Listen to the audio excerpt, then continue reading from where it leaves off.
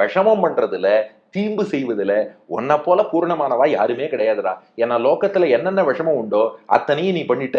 நம்பி இன்னைக்கு ஒரு நாளாவது குளிக்க வான்னா. ஏன் இன்னைக்கு என்ன சிறப்பு, இன்னைக்கு ஏன் குளிக்க வரணும் அப்படின்னு கேட்டான் கண்ணபிரான். யசோதை சொன்னா, நீ பிறந்த திரு நன்னாள். இன்னைக்கு என்ன நாள் தெரியுமா?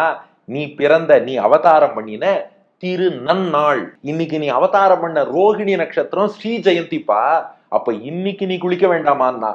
கிருஷ்ணன் சொன்னான், பொய் சொல்லாத, முன்னாடி என்ன சொன்ன?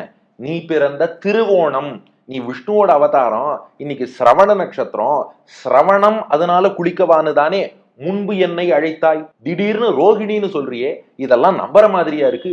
திடீர்னு இன்னைக்கு திரு நன்னாள் ஸ்ரீ ஜெயந்தின்னு எப்படி சொல்ற? இப்பதானே திருவோணம்னு சொன்ன. திருவோணத்துல இருந்து உடனே ரோகிணி வருமான்னு கேட்டான் கிருஷ்ணன். யசோதை சொன்னா, அத்தனை நாளா தாண்டா நானும் உன்னோட வழக்கு பண்ணிட்டு இருக்கேன்.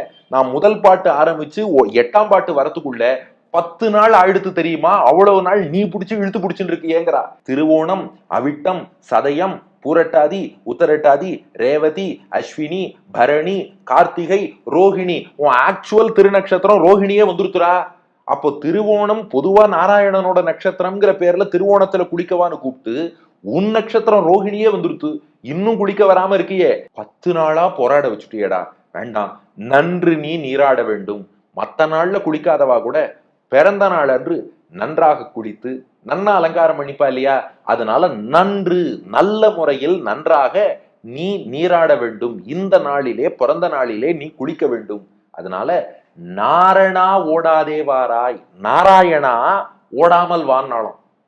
அது ஏன் நாரணான்னு கூப்பிடணும்னா, இந்த உடம்புக்குள் ஜீவாத்மா இருப்பது போல ஜீவாத்மாவை தனக்கு சரீரமாக கொண்டு ஒவ்வொரு ஜீவாத்மாவுக்குள்ளும் பெருமாள் எழுந்தருளி இருக்கிறார். அப்ப நாரங்களாகிய அந்த ஜீவாத்மாக்களை எல்லாம் தனக்கு இருப்பிடம் அயனமாக கொண்டிருப்பதாலே நாராயணன்னு பேர் வச்சுட்டு இருக்கியே, நாரணா ஓடாதே.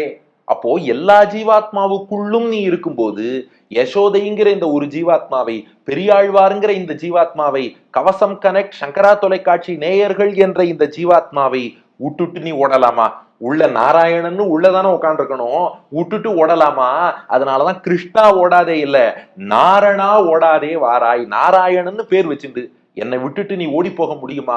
பகவானால் செய்ய முடியாத ஒரே விஷயம் என்னன்னா, ஜீவாத்மாவை விட்டு பிரிஞ்சு போக முடியாது. ஏன்னா அவர் உள்ள இருந்தாதான் ஜீவாத்மாவுக்கு இருப்பு. அவர் உள்ள இல்லைன்னா ஜீவாத்மாவே சர்வைவ் ஆக முடியாது.